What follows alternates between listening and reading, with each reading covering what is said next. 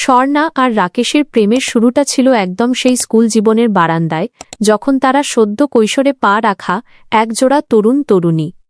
Class 9 থেকে শুরু হওয়া তাদের এই সম্পর্ক ছিল তীব্র আবেগ আর বাঁধনহারা উচ্ছ্বাসে মোড়া। তাদের প্রেম ছিল এলাকার সবার মুখে মুখে, যেন তাদের দেখেই অন্যরা প্রথম ভালোবাসার সংজ্ঞা খুঁজত। টিফিনের টাকা বাঁচিয়ে উপহার কেনা, ছুটির পর স্কুলের গেটে দাঁড়িয়ে একে অপরের জন্য অপেক্ষা করা, এগুলোই ছিল তাদের সম্পর্কের ভিত। স্কুল পেরিয়ে কলেজেও তাদের প্রেম অটুট ছিল। তাদের জুটি ছিল এক সময়কার আদর্শ ভালোবাসার প্রতীক। কিন্তু সময়ের সাথে সাথে জীবনের সমীকরণে পরিবর্তন আসে। কলেজ জীবনের শেষ দিকে রাকেশের বেপরোয়া স্বভাব আর স্বর্ণার অতিমাত্রায় অধিকারবোধের কারণে তাদের সম্পর্কে ফাটল ধরে। ছোট ছোট ভুল বোঝাবুঝি একসময় ঝড়ের রূপ নেয় এবং এক তিক্ত বিচ্ছেদের মধ্য দিয়ে তাদের দীর্ঘদিনের প্রেমের ইতি ঘটে। স্বর্ণা মানসিকভাবে বিধ্বস্ত হয়ে যায়। তার মনে হতো তার জীবনের একটা গুরুত্বপূর্ণ অধ্যায় যেন হঠাৎ করেই শেষ হয়ে গেল। এই চরম হতাশার সময় স্বর্ণার জীবনে আসে অরিত্র। অরিত্র ছিল একটি স্বনামধন্য প্রকৌশল বিশ্ববিদ্যালয়ের অত্যন্ত মেধাবী ছাত্র। টিউশনি করিয়ে সে নিজের পড়াশোনার খরচ চালাত। স্বর্ণা তখন এইচএসসি পরীক্ষার প্রস্তুতি নিচ্ছিল এবং অরিত্র তার পদার্থবিজ্ঞান ও গণিত শিক্ষক হিসেবে নিযুক্ত হয়। অরিত্র ছিল রাকেশের সম্পূর্ণ বিপরীত চরিত্রের মানুষ।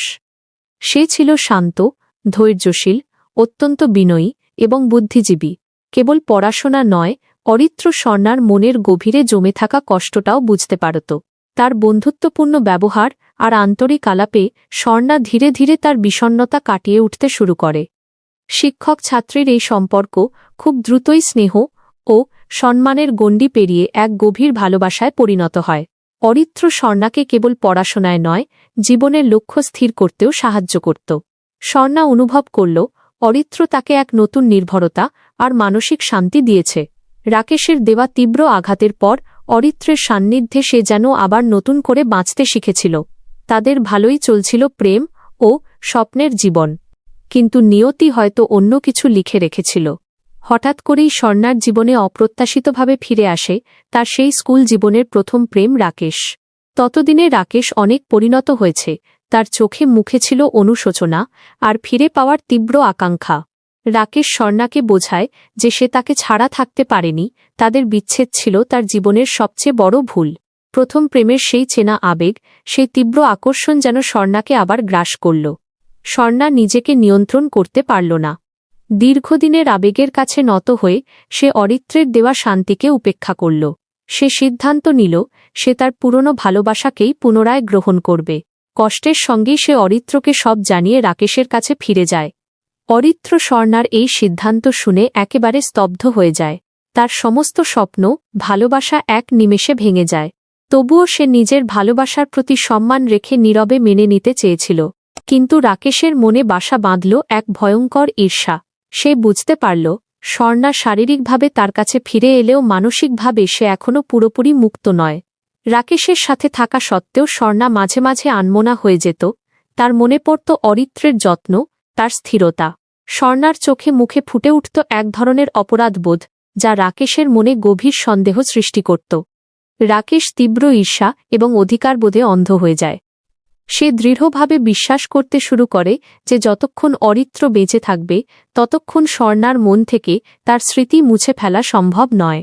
অরিত্র তাদের নতুন সম্পর্কের পথে এক স্থায়ী বাধা।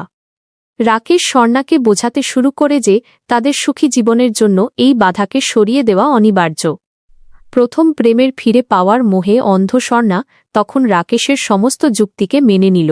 তার কাছে মনে হল অরিত্রকে দুনিয়া থেকে সরিয়ে দিতে পারলেই সে রাকেশকে নিয়ে চিরদিনের জন্য সুখে থাকতে পারবে। ভালোবাসা, ঈর্ষা আর অন্ধ আবেগের বশবর্তী হয়ে তারা দুজন মিলে এক জঘন্য পরিকল্পনা আঁটল। এক রাতে স্বর্ণা মিথ্যা অজুহাতে অরিত্রকে ফোন করে শহরের একটু নিরিবিলি জায়গায় ডেকে আনল।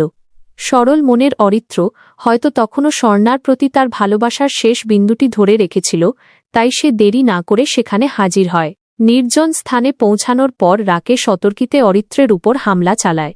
স্বর্ণাও তাকে সাহায্য করে। ধারালো অস্ত্র দিয়ে তারা নির্মমভাবে অরিত্রকে আঘাত করতে থাকে। অসহায় অরিত্র বাঁচার জন্য আকুতি জানাচ্ছিল। তার স্বপ্ন, তার উজ্জ্বল ভবিষ্যৎ চোখের সামনে নিভে যাচ্ছে। কিন্তু সেই অন্ধ প্রেমিক প্রেমিকার কানে কোনো শব্দ পৌঁছাল না। তাদের নিষ্ঠুরতার কাছে হার মানল একটি নির্দোষ জীবন।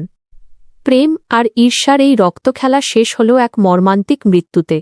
পরের দিন সকালে খবরটি পুলিশে পৌঁছায়। দ্রুত তদন্ত শুরু হয় এবং খুব কম সময়ের মধ্যেই রাকেশ ও স্বর্ণাকে এই জঘন্য হত্যাকাণ্ডের জন্য গ্রেপ্তার করা হয়। স্কুল জীবনের প্রেমিকের কাছে ফিরে আসার জন্য একজন নির্দোষ শিক্ষককে হত্যার এই কাহিনী দেশ জুড়ে তোলপাড় সৃষ্টি করে।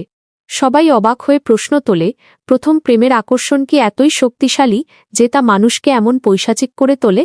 কেন একটি সম্পর্ক ভাঙার পর তার স্মৃতি মুছে দিতে একজনকে পৃথিবী থেকে সরিয়ে দিতে হল? বর্তমানে এই জুটির বিচার চলছে, কিন্তু স্বর্ণা, রাকেশ এবং অরিত্রের এই ট্র্যাজেডি ভালোবাসার সম্পর্কের জটিলতা এবং মানুষের ভেতরের ভয়ঙ্কর অন্ধকার দিকটিকে আবারও সবার সামনে উন্মোচন করে দিয়েছে।